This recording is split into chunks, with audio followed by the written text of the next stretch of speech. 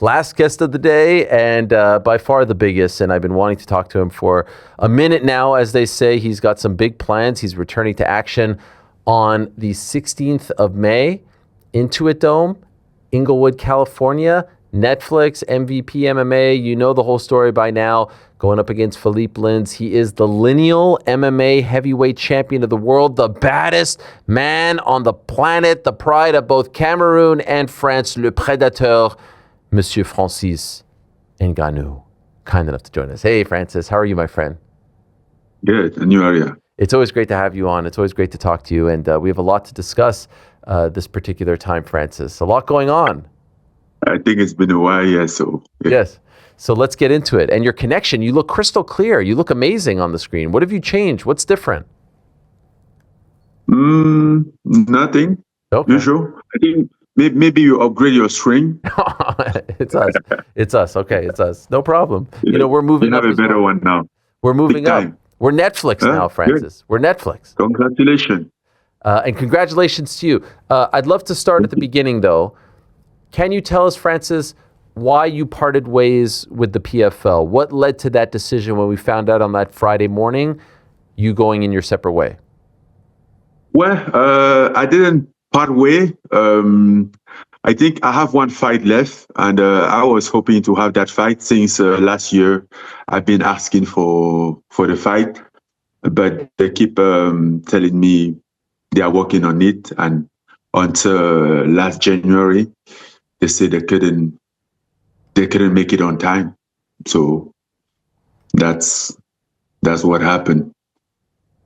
But I wanted to fight. I've been asking for a fight for almost a year now. Did they give you a reason at any point as to why they weren't booking this fight? Well, they kept saying that they were working on it. And at the same time, a lot of things was changing in the PFL, and sometimes it was so like even hard to know, like because I used to talk fight related. It used to be with Pete Murray, and then things started to change, and then Jon came around, and you have to the conversation has to basically start all over. He has to pick up on things, so kind of like slow the process down. Do you think that any part of the reason was due to money, that they didn't want to pay you what you were owed? Well, the contract was there. It's the same contract that we have long time ago. So there wasn't a negotiation or something. The contract, it was the existing contract that I was going to fight in. But the reason I asked that is maybe the new regime, the new bosses, you know, the likes of John Martin said, you know what, we didn't sign this deal, we don't like this deal, so we're just going to try to end it or not give you a fight. Well, then they are the only one to. They are in a much better position to answer that question clearly. That's fine. That's fine. Yeah, and I get that. I'm wondering, was there an end to the contract? Is that why they made the decision? They had to give you the fight before this date or month kicked in. There was the end in the contract. A sunset clause, basically. No, not the sunset clause. There was the end in the contract. And was that coming up? And then, yeah, he was coming up. Okay. He was coming up. I mean, of course, I did give a lot of time since I was also. I mean, they requested a lot of time for the contract, and then for me, he was also good. Like I was also expecting, like I could have some boxing fight at some point, so things doesn't mix up. So they have time in case I have some boxing fight, so they have time to readjust. So yeah, but he was coming up. Were you disappointed that it ended the way in which it did? Disappointed. I think disappointed is a big word, but I would say I had liked to get to the end of that contract. Yeah, and I didn't want it to. Let's say I didn't want it to end up that way. You know, basically after the relationship that I had with the PFL, we had a good relationship from the beginning all the way along. So I wanted it to finish in the better in a better way. Do you regret? And I would have even be open like to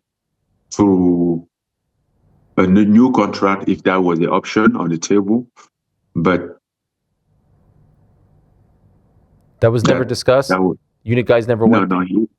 No, it was never discussed because like we need to finish this first. There was a contract on the table that hasn't been executed.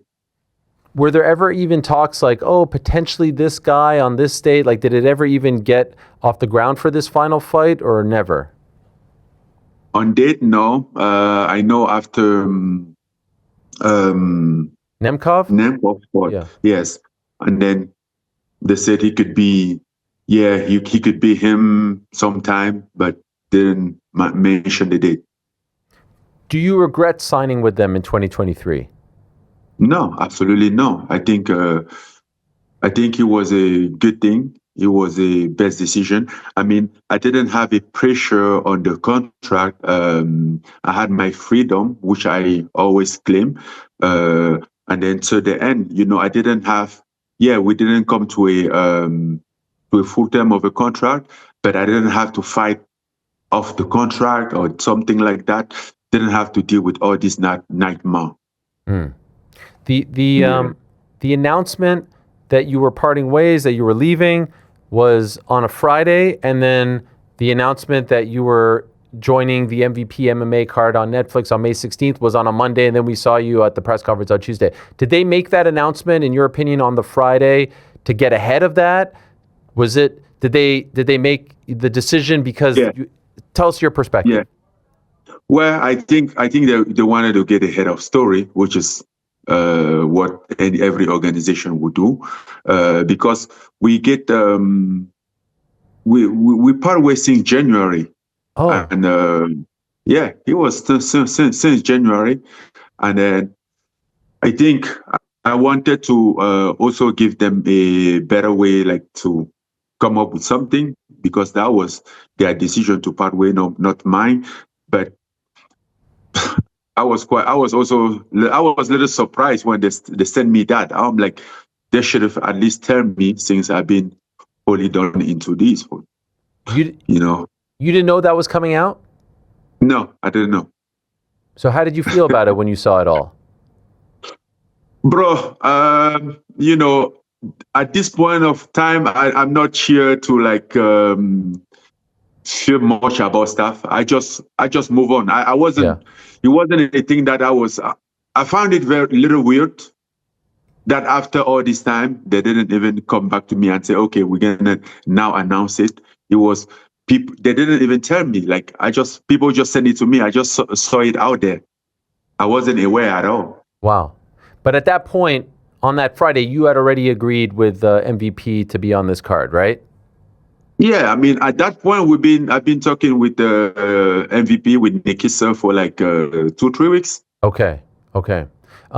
I spoke to John Martin, and he told me of PFL that you were a big part, obviously, of PFL Africa, and you're still involved, and he would like to talk to you about remaining involved. Is that accurate? Are you still involved, and would you like to still be involved in PFL Africa? Well, I think I would still like to be involved. My goal with the PFL Africa was to bring the sport in the continent and to launch that, to give that opportunity to people in the continent. So, and then he was something very separated from my promotional agreement. So I think if there is a way to keep that on, I will still be part of it, because at the end of the day, that's like for me is a personal project. I really want to see that grow. I really want to see the continent have his own thing, like develop his fighters. To see all those fighters being enthusiastic about something locally, I think is quite amazing. And then I want to keep part of it. I think we just need to establish some conversation, because the conversation here been a little like tough. When he was with speed and done. It was easy to communicate, but now it's hard to even find who to communicate with. Okay. So as far as PFL Africa, they haven't talked to you. You haven't had serious talks about you remaining involved or anything like that? No, no. Okay. Could you tell us, all right, so now speaking of MVP, how were you approached? When did that start? You said about 2 or 3 weeks prior to the announcement, so maybe about a month or so ago. Nikisa calls you and says, we have this opportunity? No, so he asked me if I'm free first. Like I heard a rumor like this. I'm like, yeah, I'm good, but he wouldn't just trust what I was saying. So I put him with my lawyer, and then he gives him some context. What I had heard, and I'd love for you to talk a little bit, and you did talk about it at the press conference, but we've gotten more information about it now, that the original plan was you versus Rico Verhoeven, correct? Correct. Did you like that? Of course. Great fight. I mean, no disrespect for Flip, but I was very excited about the Rico fight. And then when I heard that he has signed to fight Usyk, I was a little disappointed, to be honest. So Rico said recently to Chael Sonnen and Ian Parker that he got offered more money to fight you than what he was being offered to fight Alexander Usyk, but he made a verbal agreement with Turkey. I heard that it's like multiple times more, that he was offered multiple times more to fight you, but he took the Usyk fight because he had already promised Turkey that he would do this. Originally it was with AJ. Did you hear the same? And if so, and even if not, are you surprised that he turned down more money to fight you? No, I don't know about the amounts. I don't know about numbers here, but I know that since maybe December or even before, he has a verbal agreement to fight in boxing, to fight potentially Usyk or AJ, somebody. So I knew that even when Nikisa approached me, he said, this is the thing. Rico really like this, but he's in this position. And he was always clear about it. Okay. So it wasn't a secret. How do you think he's going to do against Usyk? Well, I think he can do good. I have to watch to know exactly how he goes. Okay, but you think he has a chance? Yeah, of course. He's a legit fighter. Yeah, I think he definitely has a chance. How do you feel about the fact that he's fighting for the WBC title, but when you fought Tyson, they wouldn't sanction it?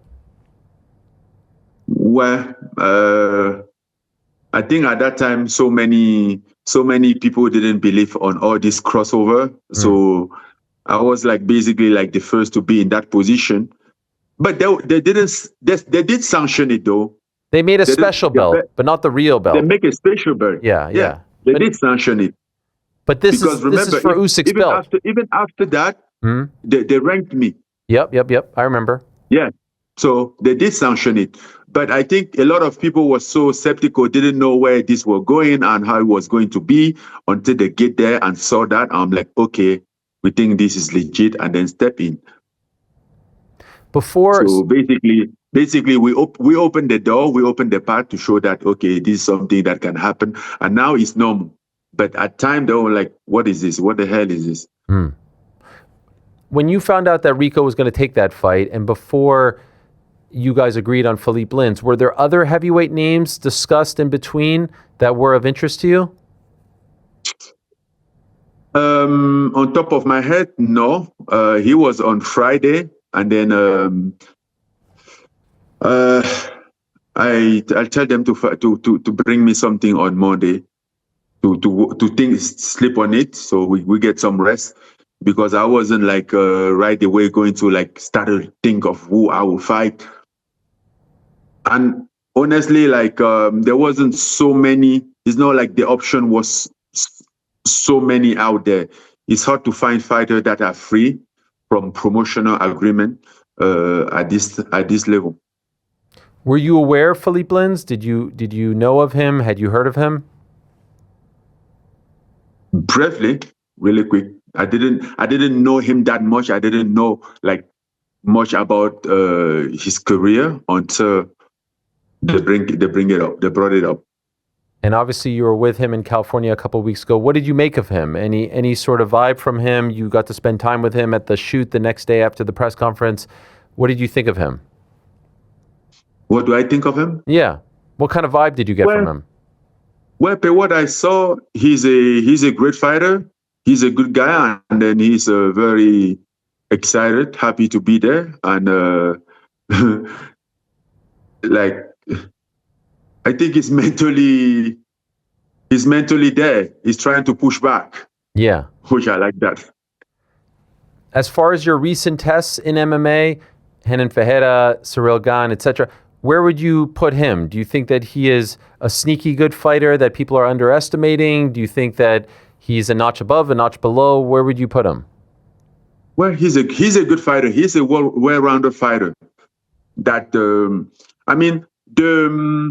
people judge like good fighter or not based on how they are known, or based on their maybe the promotion that they fight of, which is not how it works. Sometimes you get somebody in the gym, he's not even fighting in any of this promotion, and then you find like he's a very, very skilled guy, very good guy.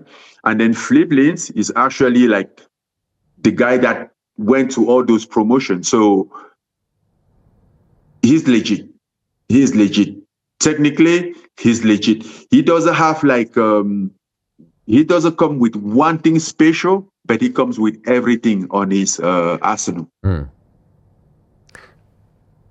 We're hearing a lot of things about MVP MMA. Could you tell us, compared to what you were getting from PFL, how does this is a one-fight deal, right, with them? It's just this one fight on May 16th, correct? Yeah, it's just a fight. It's just a fight bout agreement. There's not a promotional agreement. Right. How does this purse compare to the one that you were getting from the PFL? That doesn't matter. We are not here to compare purse. Are you happy with it? Of course. Otherwise, I wouldn't say yes. I'm happy for the opportunity as well. Remember, this is like the first MMA fight that's gonna be on Netflix. So I was more excited about that. That was like a big decision factor.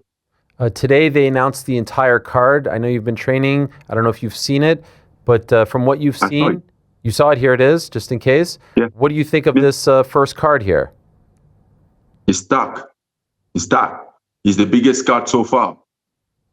Unless they bring some magic, this is the biggest card of the year. Yeah. So far. Even since we saw you, Nate and Mike being added, I know exactly. That's a huge. It's a card that is going to be very difficult to match it. Are you familiar with Saladin Parnasse from France? Yeah, I know him. I met with him. His manager reached out to me once. When he wanted to start boxing, he wanted to do some boxing event in France, and they will have like some challenge, some difficulty, and then he reached out.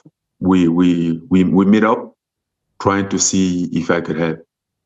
When the announcement came out that you were leaving the PFL, and I know you talked about this a little bit, but we haven't talked about it. You know, everyone had a say on the decision to leave the UFC, the legacy, all that stuff. And I felt, Francis, when I saw you on that Tuesday at the press conference, I felt a different type of energy around you. Like I felt like, and even in the interviews with people afterwards, like there was like an intensity to you. Like you were out to prove people wrong. I know you don't listen to what people say and you don't put stock into it and all this stuff, but I felt some sort of like edge to you. Do you know what I'm saying? Is that a fair way to describe how you're feeling right now? No. You know, I mean, I don't feel like I have to prove anything to anybody, you know, so I won't have edge with that. As I said, I just do what I have to do, and then I get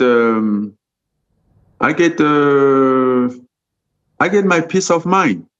I live with in my little bubble, and it's been working pretty good. You know, like right now, even going out there, start to do interviews, stuff like that.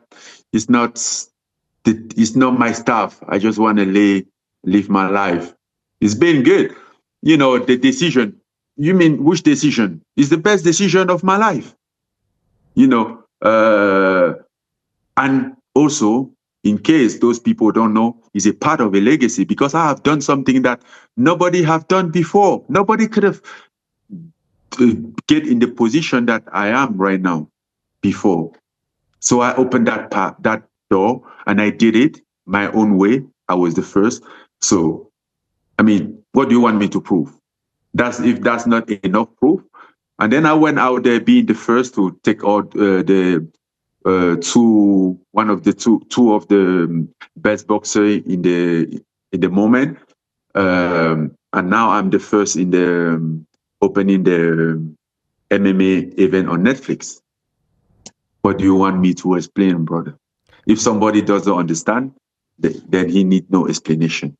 What was interesting to me was seeing people, managers, people in the business, talk about like, you see, it was a mistake. And I was thinking 2 boxing matches, an MMA fight, now the Netflix fight. So this is 4 fights since leaving the UFC. And I would imagine, I don't know how much you make, but just from what I hear, like this amount of money is probably more than your whole entire MMA career prior to that. So what are we basing it off of? How could it be a mistake? I don't understand how people are viewing this.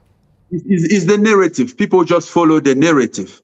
When I was there battling, when I was in a battle in the position back then, having all this pressure, all this threat, nobody think about like here's a mistake. Then I get free, get in peace, and then here's a mistake. I don't understand.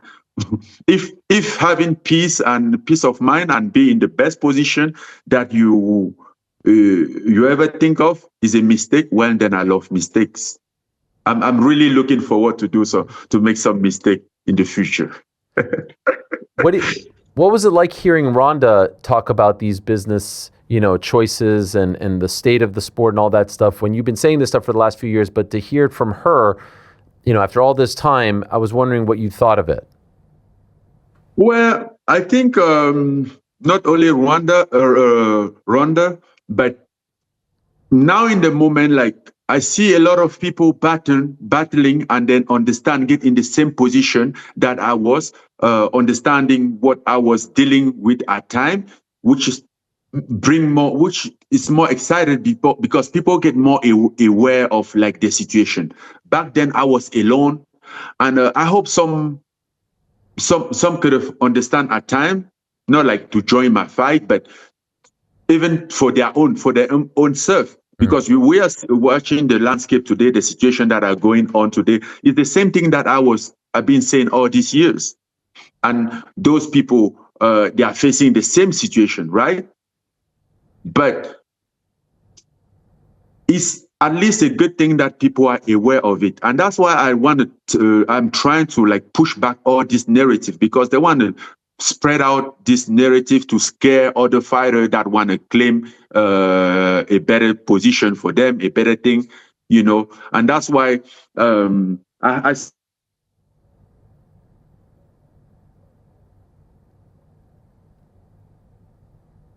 may have lost him. We'll grab him back. I knew when I talked about the great internet connection that I was... You jinxed it. Yeah, I always do that. I'm always so taken by it, and then I always jinx it. But it is great. When it's up there, it's great. It looks great. We'll reconnect with Francis Ngannou in a moment. Obviously fighting on that May 16th card. We told you at the top of the show, the entire card, except for Chris Avila's opponent, has been officially announced. 11-fight card.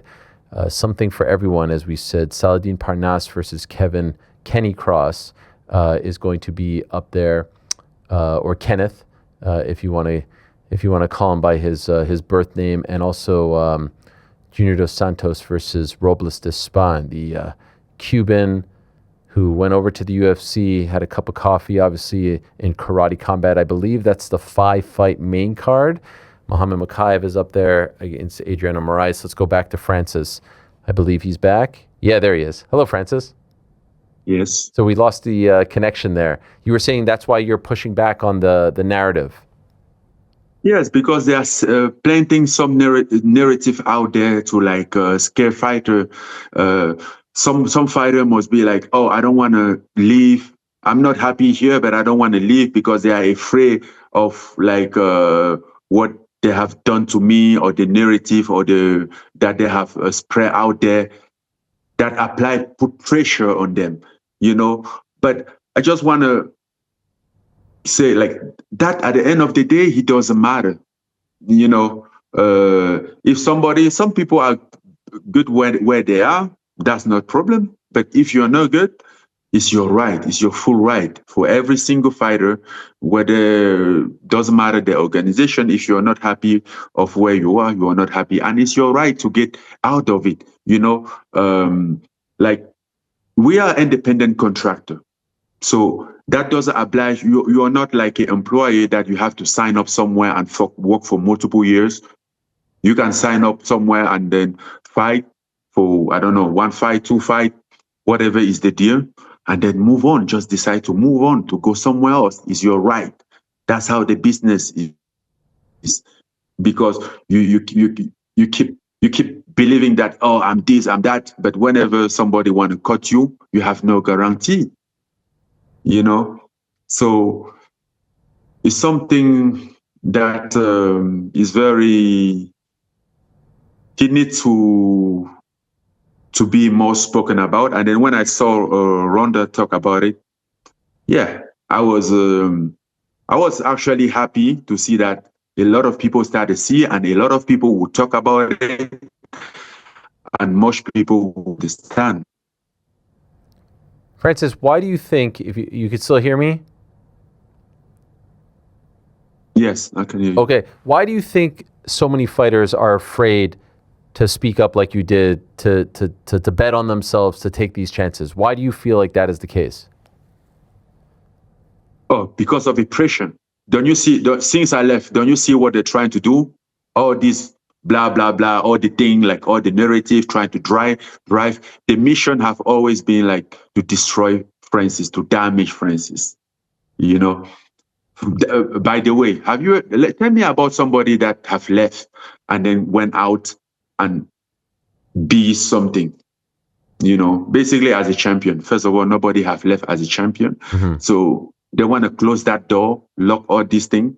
I don't know if it's true. I haven't heard that even the Sunset Close doesn't longer exist. I hope it's not true, but recently they signed, Zuffa Boxing signed Conor Benn to this one fight, $15 million deal. And Dana White was asked about it. And he said, why wouldn't you be happy if you're another fighter? Why wouldn't you be happy to see another fighter make a lot of money? Why wouldn't you be happy for them? Why wouldn't you want to celebrate that? And can I just ask, I thought of you. They should be happy of making their own money. You know, happiness could also start from your own self. You don't have to always be happy for people. Yes, it's good to be happy from seeing someone make money, but when you're making money too, not when you're going broke, not where you're taking a fight, maybe with injury because you have $100 in your bank account and trying to make a living, provide for your family. Yes, when you see something like that, and then maybe you've been in the organization for all this year, doing all this fight, of course you get pissed. I would have get pissed too. I didn't get pissed about that. It didn't bother me because I was in the better position, right? That's no longer my problem. I don't have that kind of problem anymore.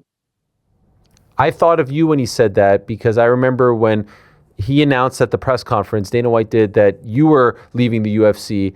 He didn't say, I'm happy for Francis that he's going to go out there and make more money. When you signed with PFL, he didn't say, I'm happy for Francis, or you should be happy for Francis. When you signed to fight Tyson Fury, he did not say that. He said Francis didn't want the tough fights. Francis didn't want the Jon Jones fight. And so there's a bit of there's some hypocrisy, I should say, some hypocrisy there. So I wonder if you see this stuff and you feel the same way when you see it. Yeah, I mean, I would have still be happy for Conor Benn even if they have gave him 30 million. Meanwhile, other people should have get money too. I mean, there are hundreds of fighters that are out there fighting for the organization, making money for them, and then feel like to be in the position that they feel like they are less of a fighter, less of an athlete, because like this guy just came around and they give him this money, which is an amount that none of them might have never seen. It's like, it's frustrating. Eddie Hearn It's continues to frustrating. say that when the UFC fighters start to see what the boxers in Zuffa Boxing are making, there's going to be a revolt. Do you think that's going to happen? That's gonna happen if people are, if a fighter are aware of the situation. If they don't still get trapped with this story, because they are good of telling story, of making narrative, and then people get trapped into. For example, they will keep telling this guy that they are fighting for like the best event, for this, for legacy, or the blah blah blah. Jon Jones came out and said they offered him $15 million to fight on the White House card. He asked for 30. He was willing to go down, but once he said no to the 15, they said, all right, we're moving on. I know you spoke a little bit about it at the time, but we have new information now. How do you feel about all of this, how it's played out with Jon, who at the time was trying to get the fight with you in 2020? You were trying to get the fight with him, but he was asking for money and they couldn't come to terms back then. Well, I would say I know the tactic. I know the house tactic, so I'm more to believe what Jon Jones say. Yeah. When I see, I can understand. I can read between line. I know how he works out there, and I 100% believe that. I mean, maybe 95% or 98% believe on what Jon Jones say. Do you think Jon Jones is right in this case? Does he deserve more than that, more than they were offering? Of course, Jon Jones deserves that. What are you talking about? Jon Jones been in this organization for how long? Jon Jones been a champion since he was 23, I think, I believe. Yeah. Which is, what, 15 years or over 15 years? If there is somebody that deserves something nowadays, like just even to pay him tribute, is Jon Jones. Jon Jones needs to get paid, maybe not only for the fight that he's fighting, but for what he have done for the sport. For where he have taken the sport to. Like, isn't the Jon Jones that they are out there bragging that he's a GOAT? Man, if the GOAT is not respected, then who should be respected? I worry if the GOAT is being treated like that. I truly worry if that's how they treat the GOAT. Then those who are not the GOAT, I don't know, whatever they are, well, imagine what they are going through. You did mention earlier the sunset clause. Now the issue is he signs a long-term deal, I believe before the Ciryl fight, which was just 2 fights ago. He'll never get out of that contract. He asks for his release. They're not going to release him, right? Why would they release him? No. He will not. He will not get out of that. So I think the mistake was if he has signed that fight before that contract, as the rumor said before the Ciryl Gane fight, I think that was a mistake, and then he will most likely not get out and never fight again as a result. I don't know. It depends on what they are willing to do, on what he's down to do, but potentially might not fight again. There's a lot of people that might not fight again. When I see the scenario, even with Thomas Pinner, I wonder if he will fight again. So I was just about to ask you, when you see this scenario playing out, clearly Tom feels some sort of way. He's now linked up with Eddie Hearn to represent him. How do you feel about how this story is playing out? Well, what do you mean? Like, how do I feel? I don't care how it's going out. I think. Are you paying attention to it? Yeah, of course. Well, I see one guy out there holding his ground, making moves. I think partnering up with Eddie Hearn for him was a good move. That won't please the UFC, but will be good for him. You said just a moment ago you think maybe he might not fight again. Why do you think that?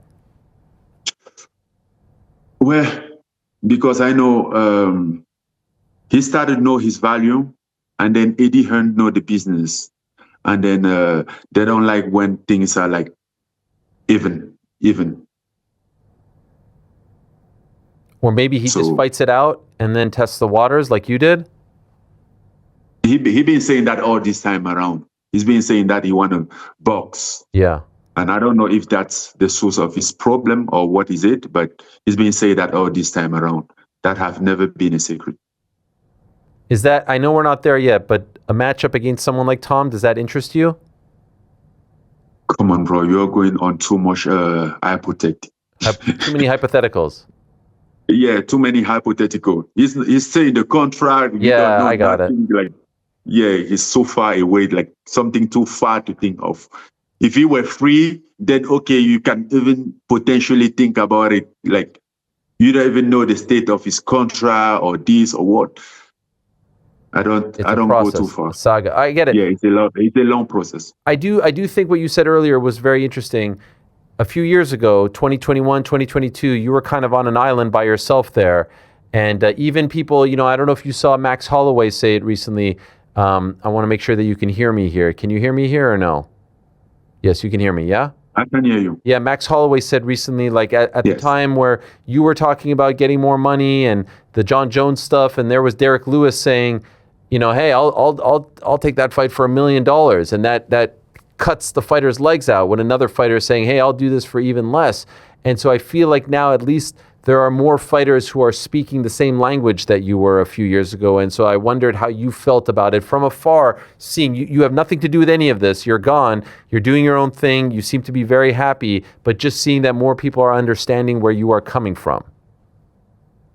Yeah, I mean, I'm very excited about that. I'm very excited to see that. I'm very happy to see that people some fighters start to understand the game, their value and the situation. Because at the end of the day, it's not only about it's not like joining my goal. It's even for their own self. I'm not happy because that do me any justice. I get my justice and then I'm out of it. But I'm happy that they get all this awareness and more fighters will get that. It's very tough sometimes when you walk around like nowadays, I walk around, I don't think of something that could be a problem. Then you go in the gym, you see this guy, he's hurt, he's fighting. He was fighting with injury. And I'm like, bro, why do you do that? Your rib, you fight with a broken rib. Why do you do that? Say, brother, I have $100 in my account. My wife was pregnant, and then this. Then it's like a shock. I'm like, holy shit! So this is what actually happened out there, So that you kind of like have some empathy for this situation, and then seeing a move that can potentially change something like that for fighters. As a fighter, I mean, you can only be happy and excited about it. You did mention that you were free as of January from the PFL. Did you talk to the UFC about a return? No. Did you reach out or your team reach out? Did anyone reach out? Were you interested in at least seeing, taking the temperature? We didn't talk.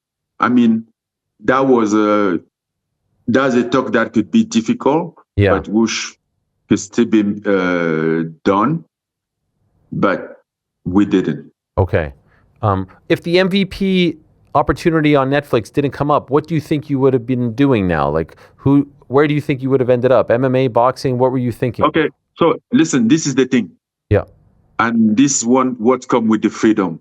I'm not obliged to do anything.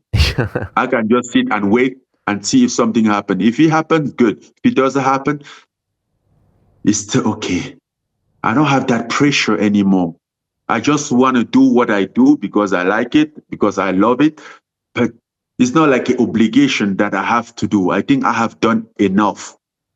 And all what I'm doing now on is just going to be a bonus. If you never fight again, basically you're set for life, right? Is that fair to say? I mean, I'm not thinking of not fighting again. I think at some point I will fight. I don't know how long he would take, but I will fight because I want to fight. Yeah, but I'm not worried about a living. You're 39 now. Have you thought about how long you want to do this for? Well, I always say the day that I wake up and then think about it or go to the gym and don't feel don't get excited, then that's a call. That's a call out. I move on to something else because I also have a lot of things that I can do after post fighting career that I'm very excited to. But that hasn't come yet. You don't feel that at all? No, I don't feel that. I get excited. I go to the gym. and then I get excited. I'm into this. This is my thing. I love it. I feel that excitement. Let's do it.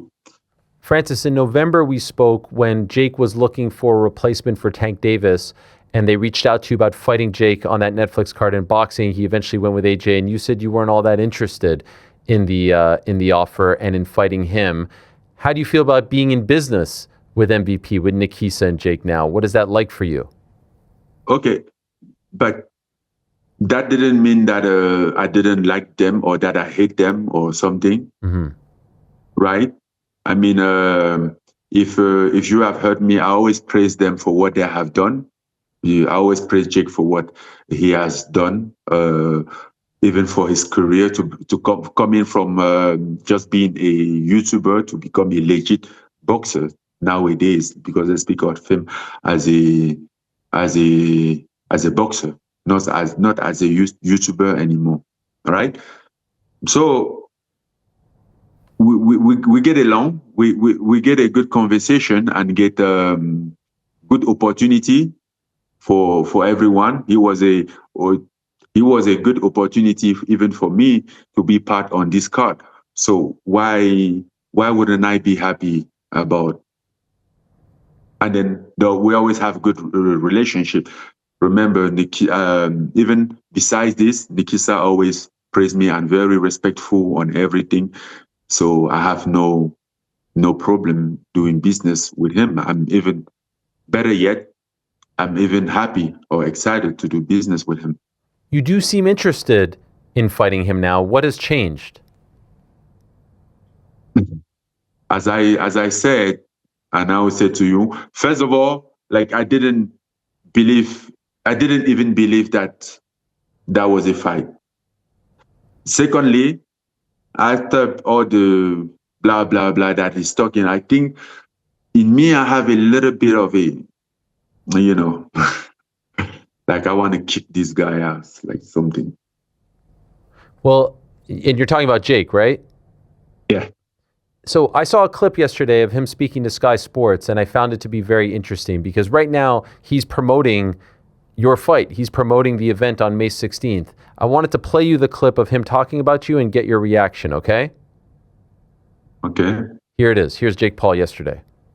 Francis Ngannou was talking a lot of smack.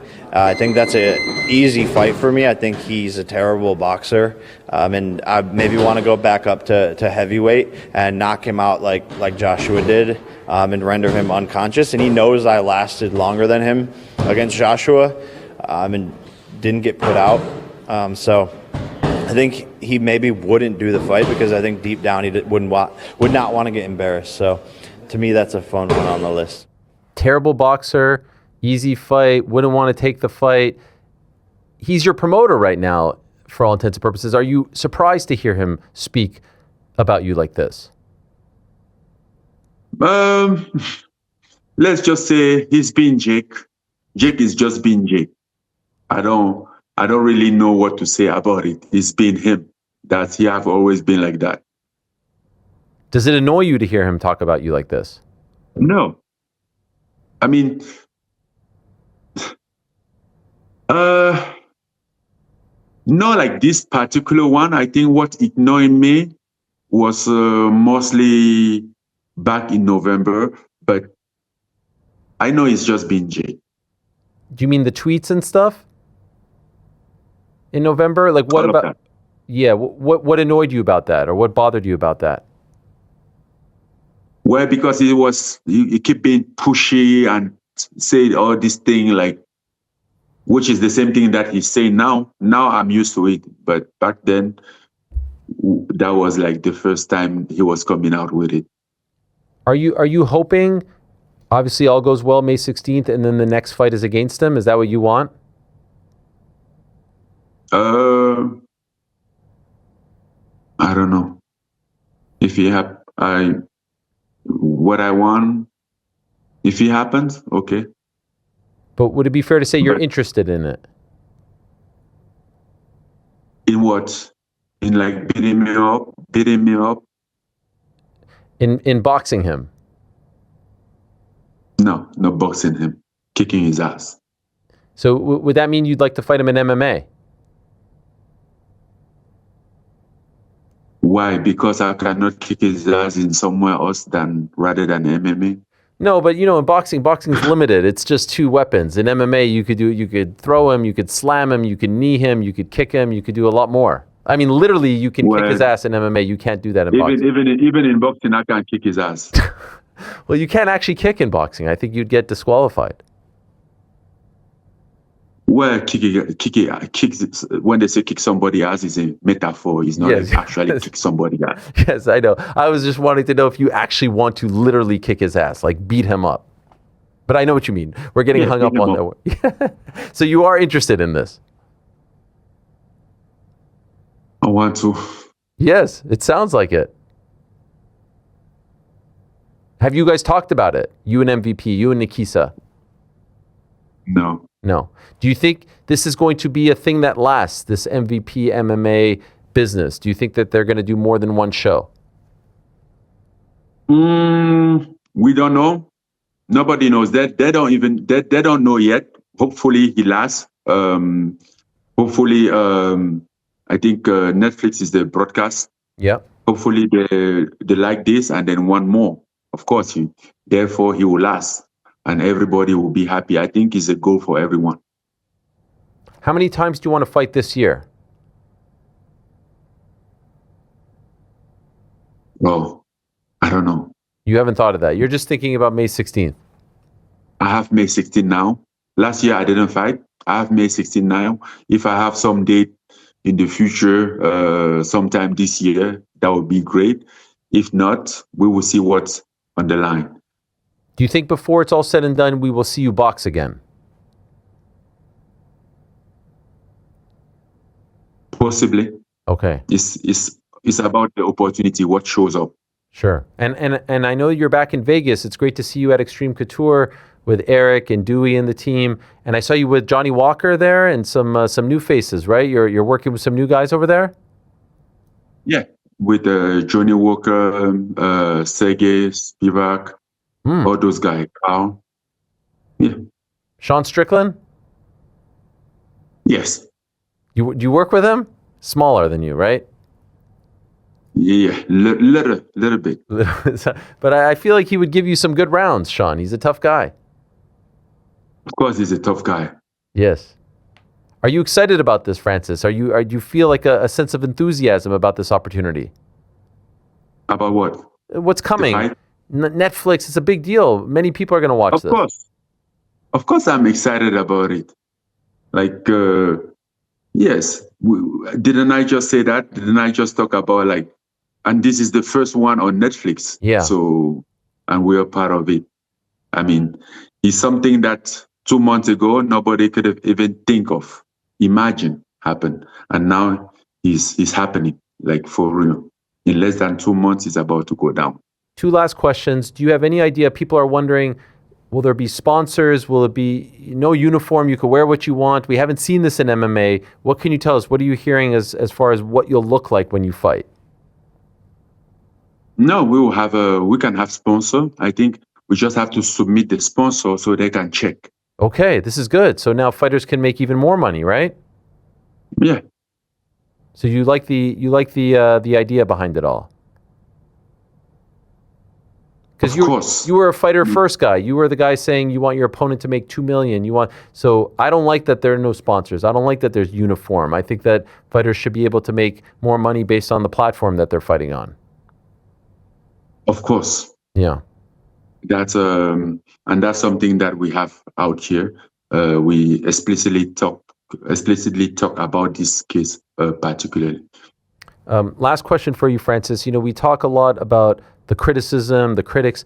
I would like to ask you, what would you like to say to the people who have backed you, the people who have stuck with you? We focus a lot on the critics, but we don't talk enough about your supporters. I'm sure you have many of them, whether they're in Cameroon, France, and you feel that support amidst the noise. What would you like to say to the people who continue to back you, whether it's from the UFC to the boxing to PFL to now this?